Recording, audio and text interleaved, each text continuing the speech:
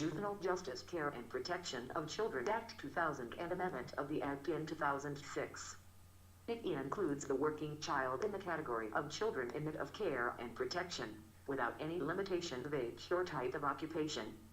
Section 23 Cruelty to Juvenile and Section 26 Exploitation of Juvenile Employees specifically deal with child labor under children in need of care and protection. The Right to Free and Compulsory Education Act 2009. The Act made it mandatory for the state to ensure that all children ages 6 to 14 years are in school and receive free education. Challenges. Despite these efforts, child labor legislation to protect children has been inadequate and face the following challenges. Issues with Child Labor Prohibition and Regulation Amendment Act 2016. The list of hazardous industries has been drastically decreased. This may allow the employers in industries like chemical mixing units, cotton farms, battery recycling units, and brick kilns, etc., to employ adolescent labor, which they may even get at a much cheaper price. Further, the amendment allows child to be employed in family or family enterprises.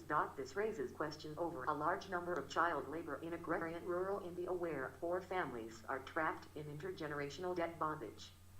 Definitional issue. One of the biggest challenges in eradicating child labor is the confusion around the definition of a child, in terms of age, in various laws dealing with child labor. Lack of identification. Age identification of children is a difficult task in India due to the lack of identification documents.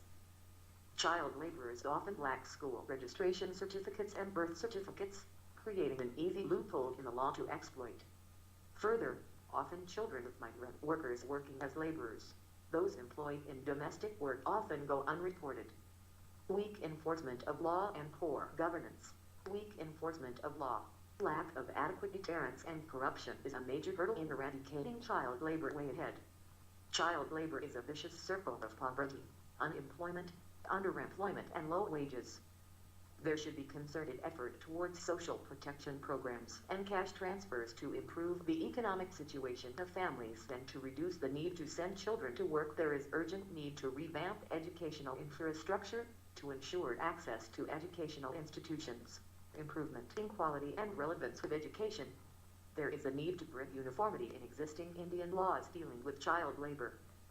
The laws must expand the definition of a child by prohibiting the employment of and ensuring free and compulsory education through Act 2009 for children below 18 years. There is need to launch a national campaign to invoke public interest and large-scale awareness on exploitation of children and the menace of child labor.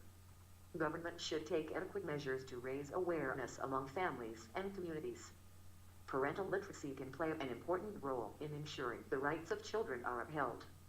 Elimination of child labor demands commitment from the society, e.g. family, state, civil society, and those who employ children in any enterprises. Many NGOs like Bhakpan Bakao Gandlan, Child Fund, Care India, Jalash Association, Child Rights and U, Global March Against Child Labor, Ride India, Child Line, Kailash Satyarthi Children Foundation, etc. have been working to eradicate child labor in India.